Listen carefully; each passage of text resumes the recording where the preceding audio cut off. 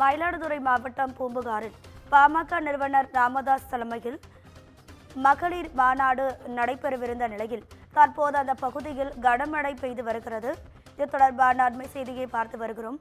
மழை பெய்து வருவதால் இருக்கைகளை குடையாய் பிடித்தபடி பாமக தொண்டர்கள் ஒதுங்கி நிற்கக்கூடிய காட்சிகளையும் நாம் பார்த்து வருகிறோம். பாமக நிறுவனர் ராமதாஸ் தலைமையில் பூம்புகாரில் மகளிர் மாநாடு நடைபெறவிருந்த நிலையில் தற்போது அந்த இடத்தில் கனமழை பெய்து வருகிறது. இதனால் பாமக தொண்டர்கள் இருக்கைகளை குடையாய் பிடித்து ஒதுங்கி நிற்கக்கூடிய காட்சிகளை நாம் பார்த்து வருகிறோம். மயிலாடுதுறை மாவட்டம் பூம்புகாரில் பாமக மகளிர் மாநாடு நடக்கும் இடத்தில் கனமழை பெய்து வருகிறது. மழை பெய்து வருவதால் இருக்கைகளை குடையாய் பிடித்தபடி பாமக தொண்டர்கள் நிற்கின்றனர். இது தொடர்பான அண்மை செய்தி.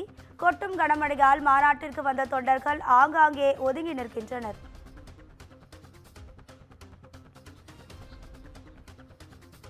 மாநாடு தொடர்பான கூடுதல் தகவல்களை தருவதற்காக நமது செய்தியாளர் லோகேஸ்வரன் இணைப்பில். வணக்கம் லோகேஸ்வரன், உங்க விரிவான தகவல். வணக்கம் ராதிகா.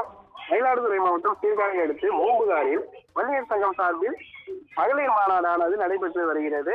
இதற்காக பூம்புகாரில் 21ஆம் தேதி பந்தகால் முயற்சம் தொடங்கி தற்பொழுது நிகழ்ச்சியானது நடைபெற்று வருகிறது. இந்த நிகழ்ச்சியானது 10.5 வன்னியர்களுக்கான 10.5% இடஒதுக்கீடு, மற்ற சமூகத்திற்கான உரிய இடஒதுக்கீடு, ஜாதி வாரி கணக்கெடுப்பு உள்ளிட்ட பல்வேறு கோரிக்கைகளை வலியுறுத்தி இந்த மாநாடானது நடைபெறுகிறது.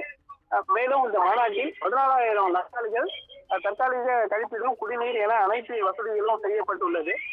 நிகழ்ச்சி ஆரம்பித்து கலை நிகழ்ச்சியானது நடைபெற்றுக் கொண்டிருக்கும் பொழுது மாநாட்டு பந்தலுக்கு வெளியே 1000க்கும் மேற்பட்ட அமைக்கப்பட்டிருந்த சேடுகளில் மழையானது வந்தது. இதனால் அங்கிருந்த பொதுமக்கள்கள் உடனடியாக கூடாரத்திற்குள் வந்து கலை நிகழ்ச்சியை தற்பொழுது கண்டுகளித்து வருகின்றனர். அது மட்டுமின்றி மேலும் மழை வந்த பொழுதிலும் நாற்காலியை குடையாக பிடித்து தற்பொழுது நிகழ்ச்சியை கண்டுகளித்து வருகின்றனர். உங்க தகவல்களுக்கு நன்றி யோகேஸ்வரன்.